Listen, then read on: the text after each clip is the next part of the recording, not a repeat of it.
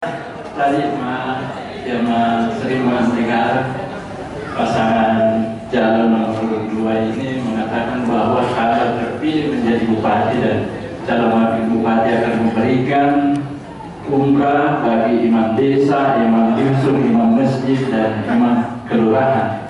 Pertanyaan saya, apakah ini bukan sogok atau surat? Karena penerimanya jelas. Yang kedua, ini di mana penempatan belanjanya? Apakah belanja langsung atau belanja tidak langsung? Ya, saya mohon bisa diberikan penjelasan supaya masyarakat juga bisa mengetahui tentang hal ini. Terima kasih. Silakan langsung 2 menit waktu Bapak dimulai dari sekarang. Terima kasih ya, saudaraku Pak Pur yang saya cintai. Pertama, saya ingin membangun budaya saling menghormati, saling mengapresiasi, dan saya rasa para imam ini sudah lama mengabdi. Jadi di masa pemerintahan kami ingin berikan apresiasi atas seluruh pengabdiannya. Jadi total imam kita sudah hitung kurang lebih 1000.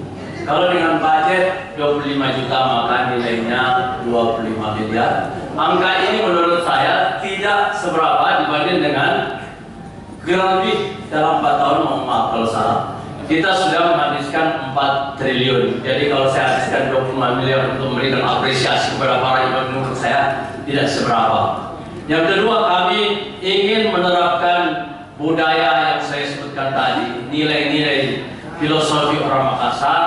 Jadilah pemimpin bersifat induk ayam. Jadi induk ayam itu biar mau dimakan juga dikasih ke anaknya.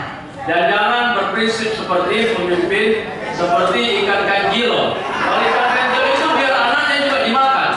Jadi budaya seperti ini, spirit budaya seperti ini, pesan-pesan orang tua kita, pesan moral itu harus dibangun, pesan agama kita bangun. Dan insya Allah mudah-mudahan dengan memberikan apresiasi seperti itu, maka mereka ini kemudian tingkat kontribusinya kepada bangsa dan negara kita dan negara kita ini semakin bagus. Sekarang kalau ditanya kepada saya, apakah ini belanja langsung atau tidak langsung? Bagi saya seorang bupati itu tidak penting masuk ke dalam teknis seperti itu. Yang penting bagi saya seorang bupati adalah idenya harus sampai. Dan saya dengan Pak Pur ini lama menjadi anggota DPD, kita sama-sama tahu di mana bisa menempatkan. Di belanja langsung juga bisa.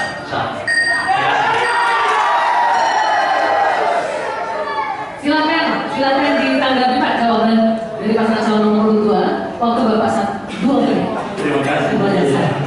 Ya, saya sangat bangga dengan apa yang akan Anda lakukan. Hanya saya memang apakah ini tidak menyalahi undang-undang pemilu, tidak akan menjanjikan sesuatu, apakah itu uang atau apa ya. Kemudian yang kedua juga, ya ada kekhawatiran saya. Karena kita ini kan di pemerintahan ada pembagian kewenangan, di mana kalau saya lihat yang terkait dengan imam desa, imam dusun, imam masjid, kenapa kita tidak serahkan saja ke Kementerian Agama sebagai menteri yang menangani tentang persoalan keagamaan? Karena kalau kita lihat dengan agama yang begitu besar ya, kita alokasikan dan juga tolak ukurnya tentang keberhasilan mengenai alokasi anggaran ini, ya tentu juga agak sulit sedikit dan diukur, dan ini juga bisa memberikan kecemburuan sosial terhadap masyarakat lainnya. Kenapa harus ada masyarakat yang diistimewakan? Ya tentu juga masyarakat lain yang punya kontribusi terhadap pembangunan daerah juga akan menuntut hal yang sama. Kemudian dari sisi belanja juga, ya kalau kita menganggarkan di pos belanja langsung, ini juga akan sulit untuk kita lakukan dengan penempatan anggaran yang besar seperti ini. Karena kalau dibelanja langsung ini berarti studi banding namanya. Kalau dibelanja tidak langsung berarti pos bantuan sosial namanya. Padahal ini kedua pos ini sangat hati-hati sekali di dalam penempatan anggaran, karena kami sudah alami dan kami sudah melakukan hal ini dari tahun ke tahun, dan ya pada pemeriksa keuangan sangat membatasi untuk penempatan anggaran di pos IWA dan pos bantuan sosial. Apalagi kalau kita tempatkan di dalam pos kegiatan ini, perlu ya pengawalan khusus dari pihak DPR. Waktunya Pak, silakan. Saya ke karya nomor 2 beralih ke kandidat nomor urut 2, silahkan menanggapi tanggapan dari kandidat nomor urut 1. Silahkan, waktu Anda 2 menit, dimulai dari sekarang. Ya, terima kasih. Pertanyaannya tadi.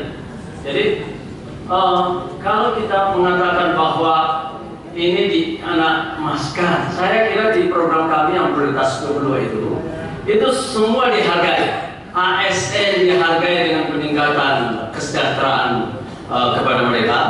Aparat desa dan dusun, ya, kepala desa dan kepala dusun, kita juga mengapresiasinya dengan akan melanjutkan tunjangan dinaikkan 100%. Juga petani juga kita apresiasi tadi dengan 1 sapi 1 kakak, juga ditambah dengan ingin menjadikan Takalar ini sebagai salah satu lumbung padi untuk wilayah selatan. Maka kami memprogramkan, karena kita juga terbatas di beberapa kecamatan itu pengairan, maka kami ingin menaikkan produksi padinya itu dengan pengairan teknis. Makanya kami ingin belanja untuk petani itu 1.000 unit traktor dan 5.000 unit pompa untuk menunjang produksi. Jadi kami menghargai seluruh komponen masyarakat itu. Jadi saya rasa kalau persoalan bahwa ini kita serahkan saja ke Departemen Agama, saya rasa kita juga tahu bahwa anggaran Depak juga terbatas, dan saya kira kalau kita bicara Depak dengan tidak Depak, biarlah pembinaan kualitasnya diberikan kepada mereka. Tapi imam-imam ini adalah warga kita dan memimpin warga kita. Saya kira kalau persoalan masalah nanti penganggaran, tentu kami akan meminta saran, pendapat, bimbingan dari ahli keuangan, dan juga kita punya BPK, punya BPKP di sini yang akan mendukung kita. Jadi saya kira itu persoalan teknis yang penting.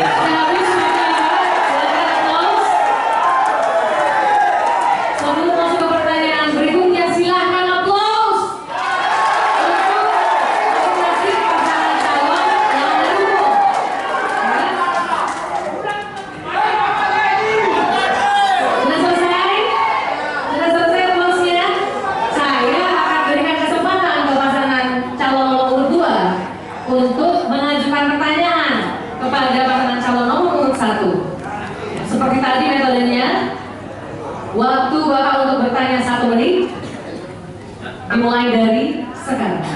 Sama saya ingin konfirmasi Pak Bupati, data kakak kita itu bukan 80.000 tetapi kurang lebih 66.000.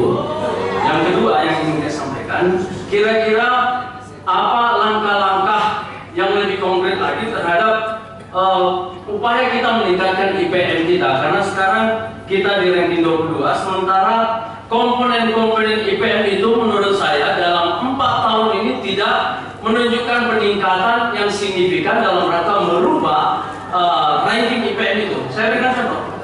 Kalau kita lihat data BPS, rata-rata anak sekolah kita itu tidak meningkat. Dalam 4 tahun ini masih pada angka 6,6 tahun. Berarti kalau kita rata-ratakan total masyarakat Takalar itu tingkat pendidikannya rata-rata SD. Itulah yang menyebabkan IPM kita menjadi rendah. Coba kita juga perhatikan misalnya angka kemiskinan. Angka kemiskinan itu tidak berubah dalam 4 tahun ini, padahal sudah habis 4 triliun. Oke, waktu Anda habis untuk bertanya, silakan langsung menjawab. Pak. Iya. Waktu Bapak untuk menjawab dimulai dari sekarang. Baik, terima kasih. Iya, kalau kita bicara IPM itu kan variabelnya 3. Yang pertama adalah kesehatan, yang kedua adalah pendidikan, yang ketiga adalah ekonomi. Iya. Kalau kesehatan kita semakin membaik, ternyata setiap tahun meningkat. Itu kita bisa lihat dari angka harapan hidup kita yang semakin meningkat. Kemudian dari pendidikan juga kita lihat bahwa tingkat pendidikan kita semakin baik. Rata-rata lama sekolah kita yang sebelumnya hanya 5 tahun, sekarang kita sudah 7 tahun. Ya, sehingga kami dapat melihat bahwa ya tren kenaikan kita, IPM kita itu meningkat. Dulu kita ada urutan ke-23. Waktu saya masih jadi pemimpin bupati, di tahun kedua itu sudah naik menjadi urutan kedua. Memang berat untuk karena variabel kita yang hampir sama dan masing-masing daerah melakukan sesuatu yang pergerakan untuk meningkatkan 3 variabel tadi. Oleh karena itu, kenapa Takalar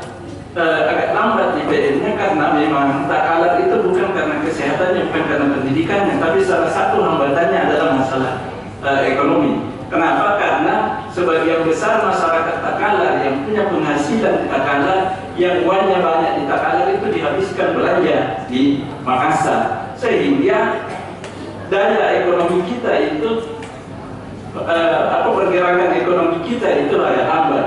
Oleh karena itu, upaya yang kami lakukan agar PM Takalar bisa naik, bisa meningkat lebih cepat adalah ekonominya yang harus kita perbaiki. Pendapatan masyarakat harus meningkat, pergerakan ekonomi di dalam Kabupaten Takalar ini harus maju, dan karena tentu harus kita branding masing-masing kecamatan. Kalau di Galesong kita tempatkan adalah pusat pendaratan ikan, kalau di kawasan Mangarapuba kita tempatkan adalah kawasan industri, kemudian di kawasan Perbagai Sudah habis waktunya, Pak. Sudah habis waktunya, Pak. Ya, sudah habis waktunya, Pak. Oke, silakan dengarkan.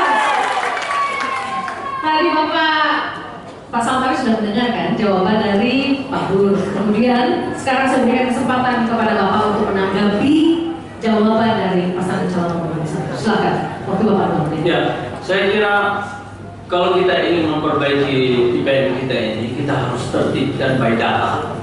Jadi data ini betul-betul kita kontroli, dan itulah sebabnya saya mengatakan nanti kalau insya Allah SK hari jadi bupati, Pak Wahyu tongkrongi data ini, bantu saya untuk tongkrongi data ini. Coba kita perhatikan data sensus misalnya yang disebutkan tadi bahwa angka lama sekolah itu kita naik tetap dalam 4 tahun. Demikian juga angka harapan hidup itu 0,3. Jadi tidak terlalu signifikan menurut saya. Jadi inilah yang harus kita kontrol sama-sama. Tentang sektor ekonomi, kalau kita tahu bahwa kesejahteraan itu yang perbaiki, maka dengan tekad yang besar kami ingin bombardir ini supaya kesejahteraan itu cepat naik. Tadi kami sudah sampaikan sebagian, baik itu satu sapi satu kakak maupun memberikan infrastruktur dan alsintan bagi petani. Juga kami turunkan beban hidupnya. Jadi mensejahterakan rakyat ini kita bombardir memang di program kita ini dengan tadi mendorong peningkatan pendapatannya. Kita bimbing mereka, kita kasih UKM itu modal supaya dia bisa memaksimalkan usahanya. Kita kasih pendampingan buat mereka supaya dia sukses. Jadi pendapatan naik, dan sapi itu insya Allah dalam waktu 5 tahun bukan hanya pendapatannya naik, tetapi dia punya tabungan. Jadi kalau dia punya sampai 5 ekor sapi dalam 5 tahun itu, karena kita mau terapkan teknologi tepat guna yang cepat, yang efektif, inseminasi buatan, insya Allah dalam 5 tahun dia akan punya tabungan kurang lebih 5 ekor kali 8 juta, 40 juta. Ya, sudah habis waktunya, Pak. Saya kembali ke Pak Bur untuk menanggapi tanggapan ya, dari Pak Syam Syarif tadi. Waktu Bapak dimulai dari sekarang. Iya, jadi kalau saya data ini, ya kita tidak bisa merilis data sendiri. Data ini adalah sumbernya, dan data terpercaya itu biasanya dihasilkan oleh Biro Pusat Statistik. Jadi kita harus melihat dari situ, karena yang merilis angka-angka ini, data ini dari situ. Jadi kita tidak bisa mengklaim bahwa data yang kami gunakan adalah tidak ada kenaikan. Jadi kalau pertanyaan yang kalau Bupati nomor 2 ini seperti itu, ya kita cocokkan data yang ada sama Bapak dengan data yang ada di statistik, karena saya pegang data itu. Kemudian yang kedua, kita tidak bisa terlalu hanya menongkrongi data saja, tapi aksi-aksi kita di lapangan yang paling penting. Ya, kalau aksinya nggak ada, jadi yang kita katakan bahwa ya bagaimana upaya kita sehingga yang orang Takalar yang punya uang ini, kalau yang ada tempat ini pergerakannya di IPM adalah pergerakan ekonomi kita yang lebih banyak membelanjakan uang kita di Makassar, sehingga kita di Takalar itu harus melakukan sesuatu. Bagaimana orang Takalar membelanjakan uangnya di Takalar, dan bagaimana orang Makassar atau orang dari daerah lain datang ke Kabupaten Takalar untuk berbelanja, sehingga ada pergerakan ekonomi atau multiplier efek yang bisa diberikan kepada masyarakat. Jadi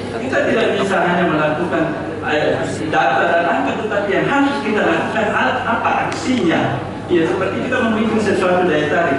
Contoh misalnya di Galisung, PPIB, kalau ini jalan, ini kan di Makassar, ini kan kita lihat bahwa pelelangan ikan di Makassar sudah tutup. Kalau kita perbaiki ini kan otomatis orang Makassar ini yang mau mencari itu pasti dia berbelanja di Galisung, mencari ikan di Galisung. Itu berarti bahwa orang yang punya uang di Makassar datang ke Galisung berbelanja, datang ke Takalar berbelanja, dan belanja